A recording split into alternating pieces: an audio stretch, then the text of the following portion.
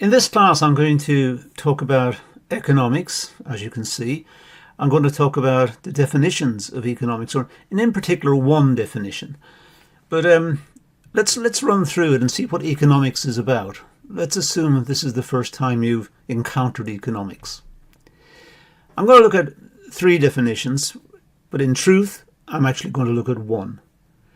The three definitions I've lined up are these, and I'm going to specialize in the number 3, the Robbins definition. But the first two are by very famous economists, and we'll just put their definitions up so we have something to contrast with. Robbins is a much more detailed definition. We'll start with Kennan's definition. The study of things having to do with man's material welfare. In a way, that's a lovely definition. It doesn't tell us very much. Man's material welfare. What is that exactly? How do we define man's material welfare? And the study of things. What things? I mean, it's vague. I understand the definition. Having said that, it's in English. That's understandable. It's the study of things to do with man's material welfare. It's a throwaway comment, but it's not a good definition. It doesn't tell us what the subject is about. So we'll leave that. We're not sure what man materials welfare is and the study of things. It's too vague. Marshall is a really big name in economics. Marshall gave us our understanding of the market and how the market works, supply and demand, and lots of contributions to economics. But Marshall's definition is the study of mankind in the ordinary business of life. The study of mankind in the ordinary business of... What is the ordinary business of life? What does that mean? Again, we're not sure. It's ordinary business of life. It's too vague. So it's not a useful definition. It's a definition we could, just as a throwaway definition, a bit like Kennan's definition earlier. It's good, but it doesn't tell us what ordinary business of life is. So it's not a complete definition. And here's a bonus one I've just thrown in. Economics is the science of the nature and causes of the wealth of nations. Well, Adam Smith wrote a book, a very famous book called The Wealth of Nations. So clearly he's going to align economics with that, which is what it was about, of course. But again, it doesn't tell us anything. But that's a definition. And on the subject of definitions, I'm giving you this. I'm not going to read through it. I'd ask you to go back over, stop the video and read it yourself and make notes of it. It's essentially what I've been saying. I've introduced a couple more economists there, John Maynard Keynes and Paul Samuelson in particular. And just go back over the video when we finished, wind it back, have a look at that, make a note of it as well. These definitions are worth having. But the one I want to focus on today is Robbins' definition, because Robbins' definition is full of meaning. Economics is a science which studies human behavior as a relationship between ends and scarce means which have alternative uses. Now, this is full of meaning. And what we're going to do is to look at this in more detail. These are the words we need to focus on in the definition. Economics, science, human behavior, ends, scarce means, and alternative uses. As we'll see, all of these have relevance in the context of our study of economics. So this is an important definition, and this is the one we're going to use. And this is the one that's used in colleges and universities throughout the world when we think of our type of economics, neoclassical economics. We start with economics is a science. Now, all of this is debatable. We'll come across people who will debate this. I would debate it and you would debate it later. And is it a science? Is it not a science? Is Robbins right? Is he wrong? this is not written in stone. This is not giving you a definitive answer. This is giving you something to think about. So let's look at economics as a science. Well, first of all, the type of economics we deal with is sometimes known as neoclassical economics. It's sometimes mixed up with mathematics, and we think of economics being mathematical or quantitative. And we analyze economic relationships using these type of mathematical expressions. I see that as shorthand. I don't think of it as economics. I think of when I write an equation down, that's shorthand. I could write it out in the English language, but it would be much longer. And perhaps I'm just lazy, but I would say that is shorthand to me. And I use it for that purpose, as does, I think, a lot of my colleagues. But neoclassical economics is what we're going to study. It attempts to use the scientific method. Having said that, there is no doubt we are attempting to generalize. And if we're attempting to generalize a relationship, if we see something depends on something else, we think, does it always depend on it? And as soon as we ask that question, we're thinking scientifically. So we need to be sure about what we mean here. What we do for a start is we postulate a relationship between two variables. They say that A depends on B. The quantity demanded for apples depends on the price of apples. A depends on B. The quantity of oranges depends on the price of oranges.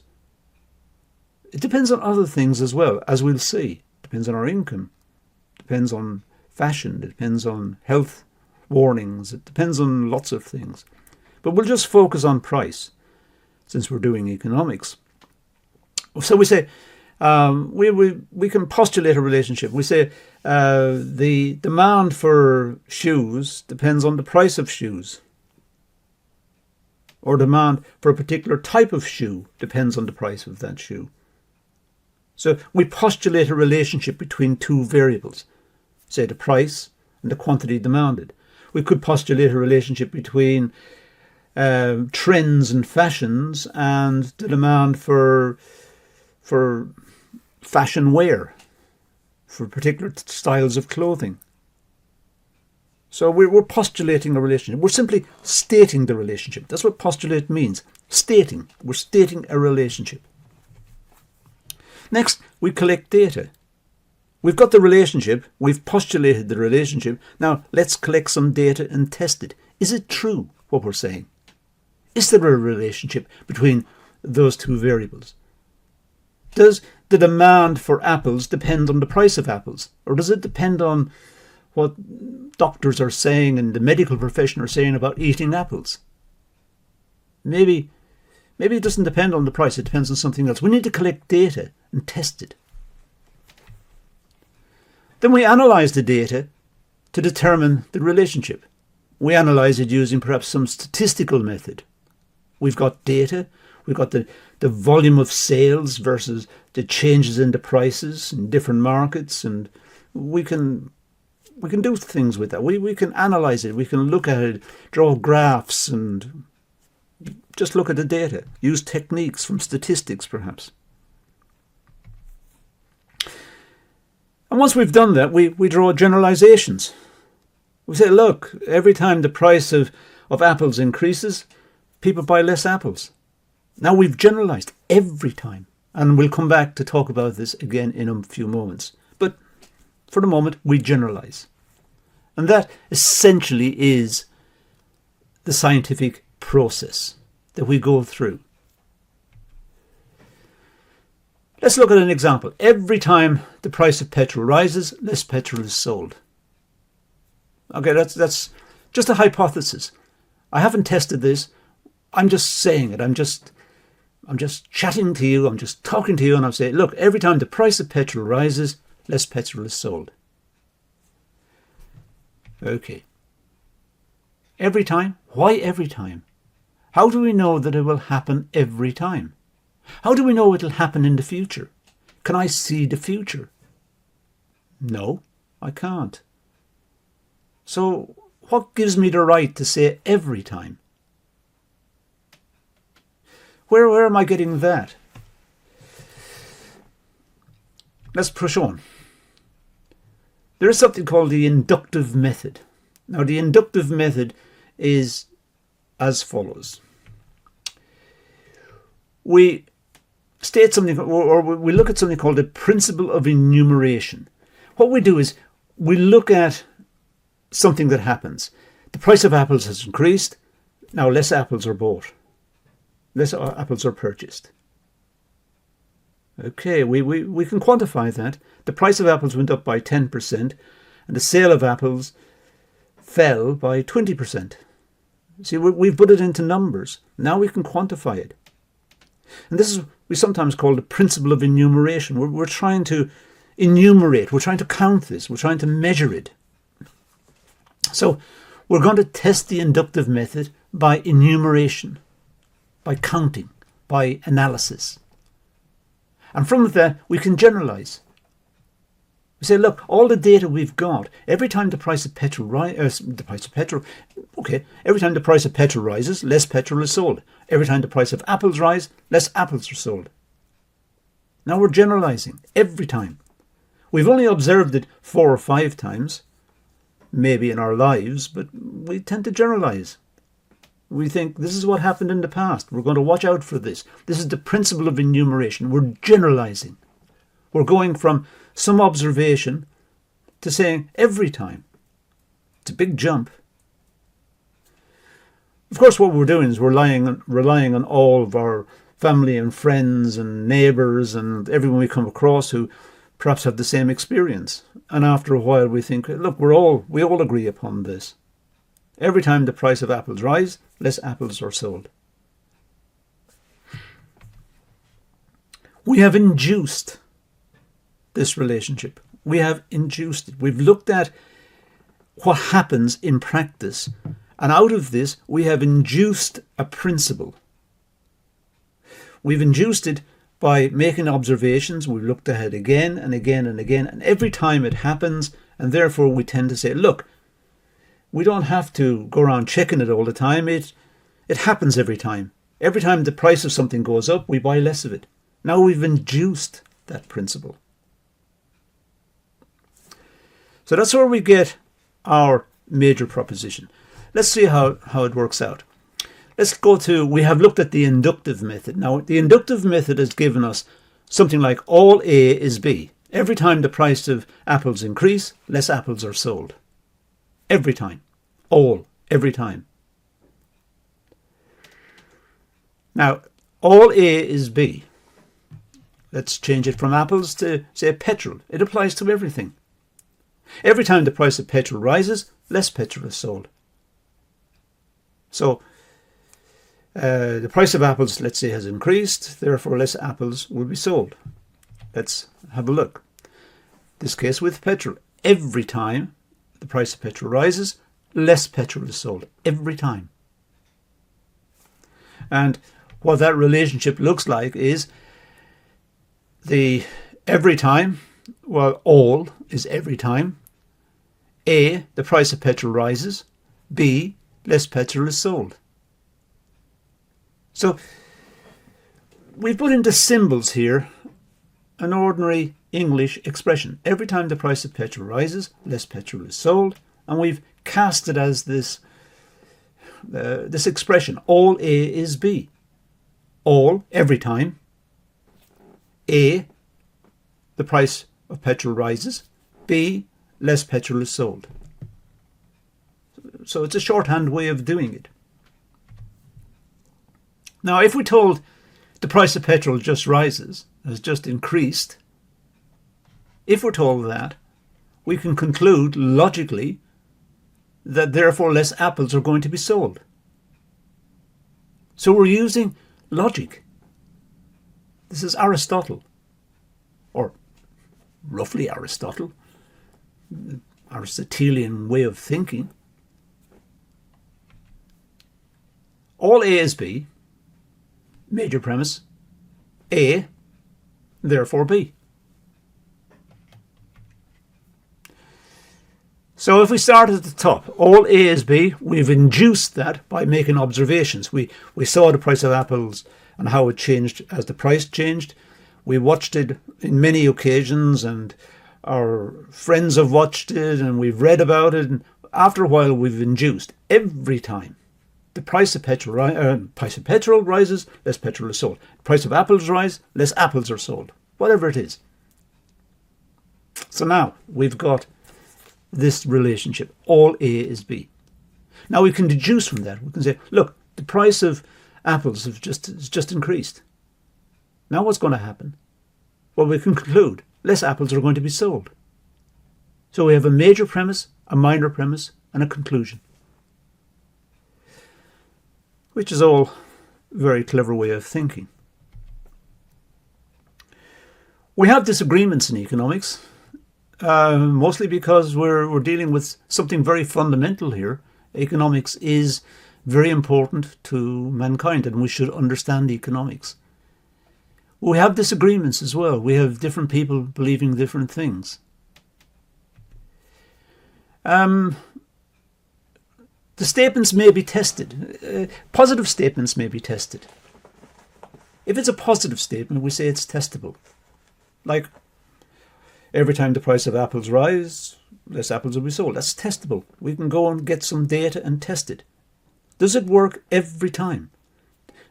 Can we test it every time? Yes, we can. We get some data. It might be a problem to get the data. It might be a hassle, but we can get the data and we can test it.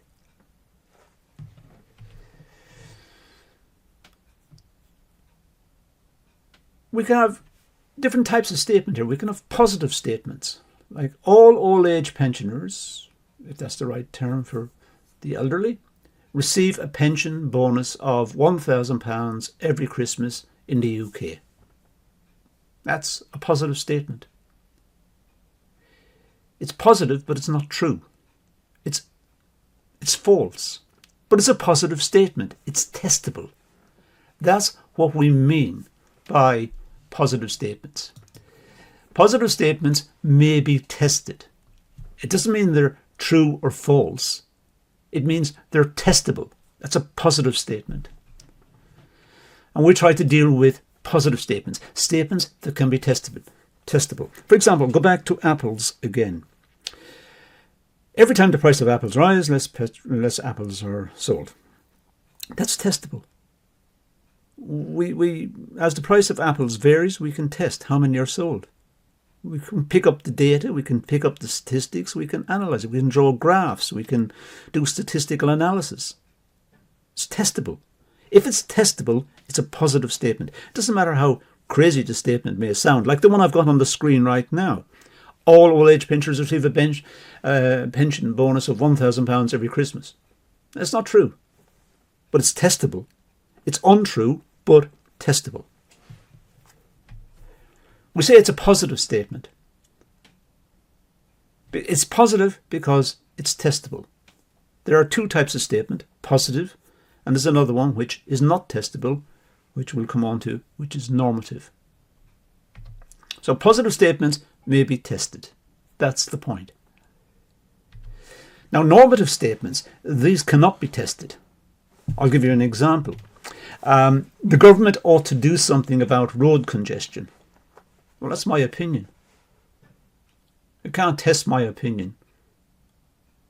It's just what I believe, or what somebody else believes. It's not testable. You can't test my imagination or my thoughts or my sentiments about the state of the roads. It's just my opinion. Somebody else may disagree with me. You may disagree with me and say, no, the roads are fine. Roads are great. I think, no, the roads are, something needs to be done about them. They need to be fixed. So we have an argument. We're arguing over normative statements. They're not testable. If they were testable, one of us would be proven wrong. The other one would be proven perhaps right on that statement. But we can't argue. We can't test it. It's normative. The government ought to do something about road congestion. It doesn't tell you anything. It just tells you my opinion about what the government's doing. But the government can say, no, I'm wrong. And the government has every right to say that, because it's just my opinion. It's a normative statement. It cannot be tested. It's a statement of opinion. So it doesn't mean anything. It's just my belief. It doesn't mean anything in the sense that anyone else can test it or we can operationalize it. It's my opinion. It's in my head. You've got opinions as well. I may agree with them or I may disagree with them. But they're just our thoughts. Let's look at human behavior. In the definition, the Robbins definition, it says economics is a science which studies human behavior. Well, therefore we can say it's very, very faint. I realize my slide here needs a bit of work, but economics is a social science. It's human behavior, so it's a social science. I'm sorry about the writing on that slide. It says, if you can't read it, it says, therefore economics is a social science.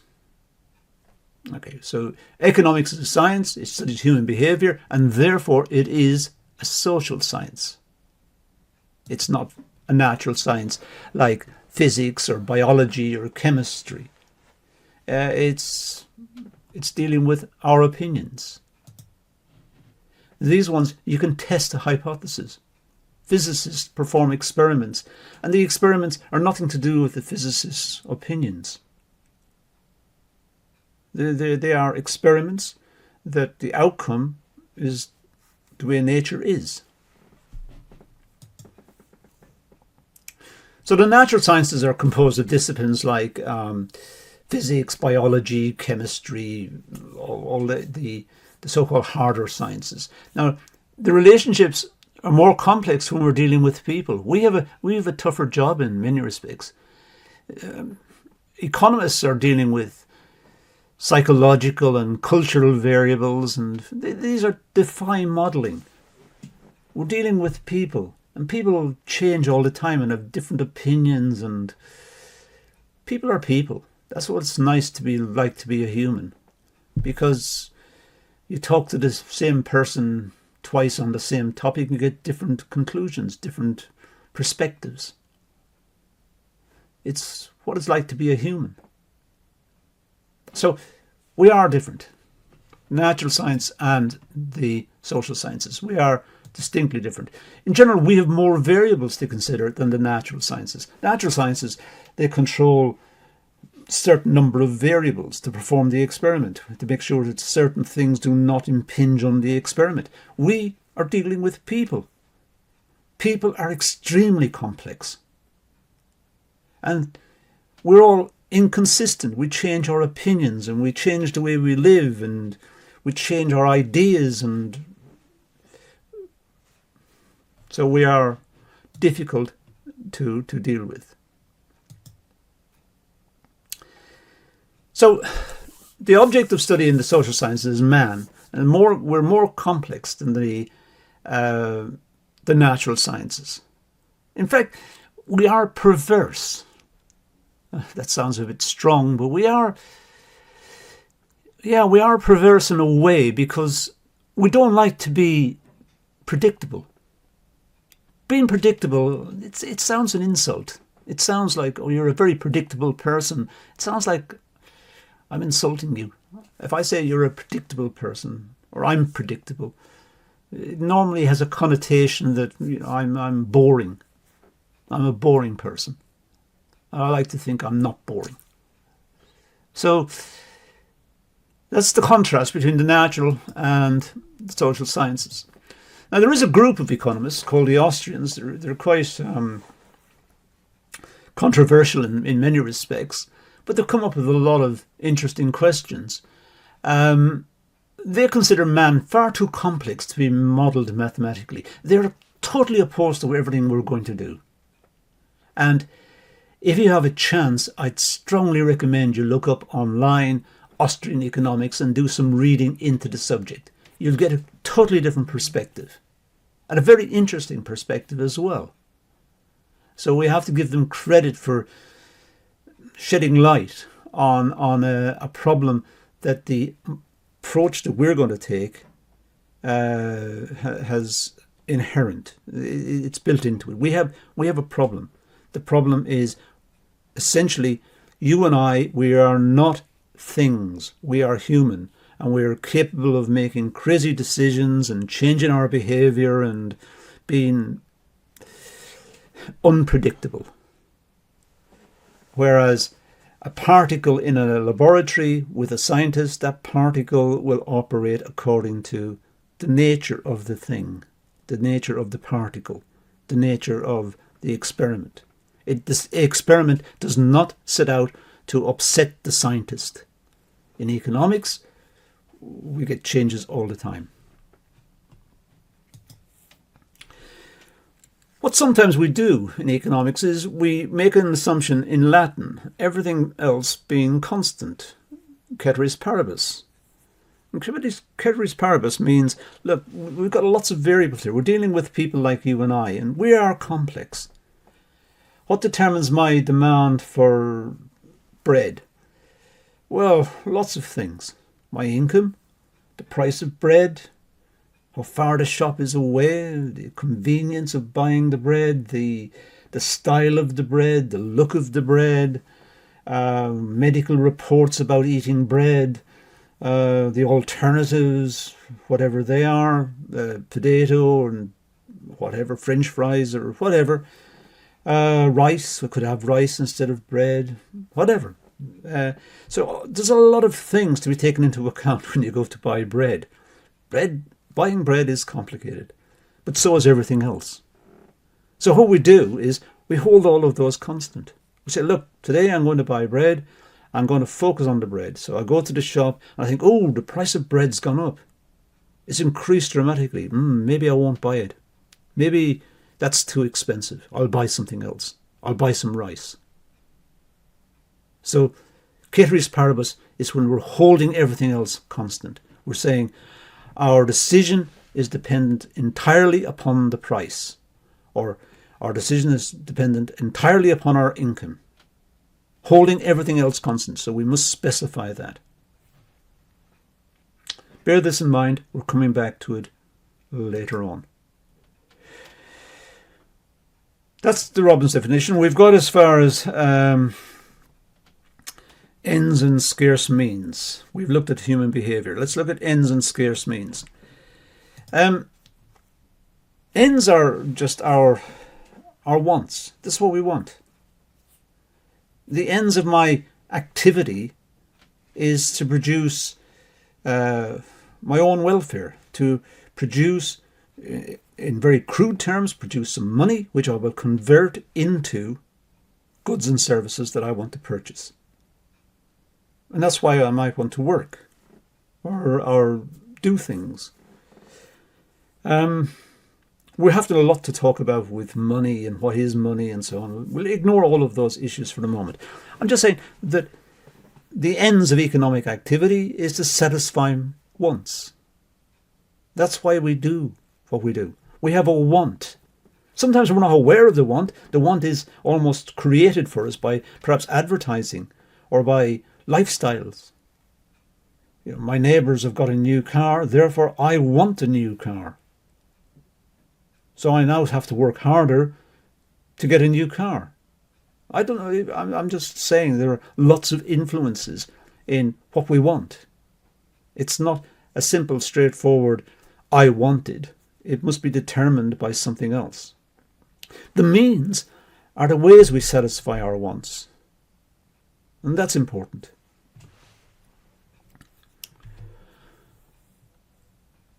Wants lead to our demands for goods, but wants are psychological. They're in our head. Clearly, if it's for food and we're hungry, you could say it's not in our head, although the sensation of hunger will be in our head. It's not in our stomach, it's in our head.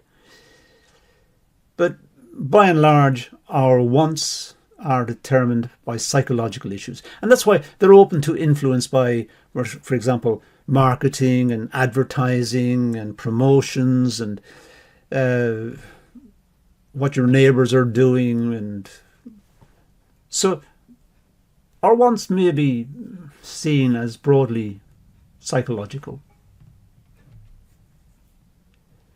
We have biological wants. We have shelter. We want food and we want shelter, but we also want, in our society, luxury goods. We're influenced by marketing and by advertising, repetitive advertising. We want the latest style of clothing and the latest car and the latest holiday and the latest whatever it is that's fashionable. We were influenced by this because these are, in a sense, creating wants or altering our wants and turning our wants around. Over time, fashions and society do changes, and the pressures to conform are broadly related to the activities of the advertising and promotions industry. But that's the way we live. That's something we have to take on board.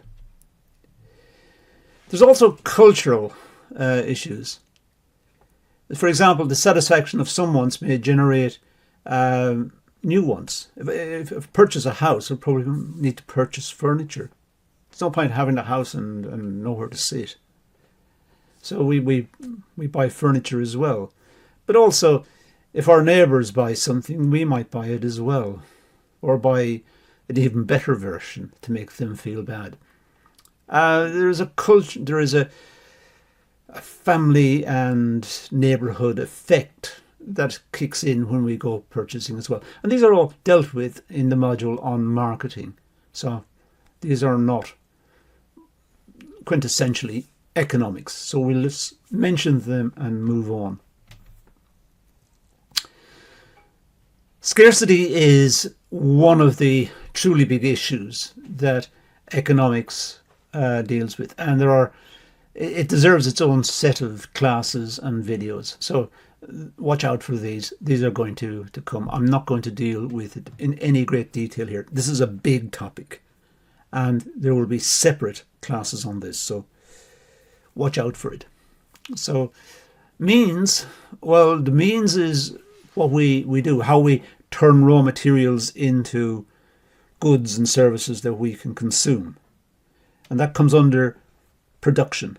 There is also a set of classes and videos on production, which we'll make available, and you will deal with those there. So I'm not going to stretch out this one much further than I have to. I've already gone way over half an hour on this particular class, which is, for a video, is extremely long. So I will make those available elsewhere. Choice, we need to just have a quick word about. Alternative uses introduces the problem of choice. So when we have alternative uses, we have a problem of choice. Which one do we pick? So very briefly, we need to make choices, and what determines those choices, that's an issue, as I said, we will make available in the other classes, the other videos. But economics poses three questions. What goods and services should be produced? How should the goods and services be produced? And for whom should the goods and services be produced? And that is, it's important that we look at how these are dealt with. And again, as I said, the subject matter of further videos. The production possibility frontier. Well, this is an interesting one that fits in here. And again, I'm worried about the time of this video, but the production possibility frontier is the frontier which shows the output possibles from the most efficient use of the factors of production.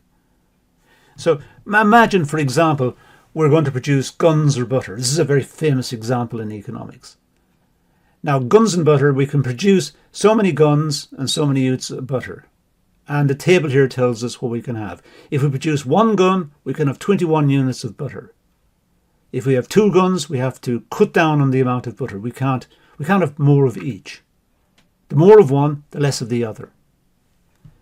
Which means we're looking at a curve like that. And this is called the production possibility frontier. In this case, between guns and butter. Very famous example. We could have, at the point H, we can produce that because we have enough resources to produce that many guns and butter. But we cannot produce I. I is outside of our production possibility. In other words, at H, we could produce more guns and the same amount of butter, or more butter and the same amount of guns. So if it's 4 and 15, we could move to 3 and 18, just as an example. That's possible, perhaps, from this curve. We'd have to read it off. And that's really all I want to do with this one. I'm sorry the video has gone on for far too long, but it is a very important video. I will be breaking it down into different sections, and you'll get all of these done differently as smaller sections as you work through the various courses. But this one is an elaborate one. It's around 36 minutes, I calculate. So we'll leave it at that and say thank you for watching.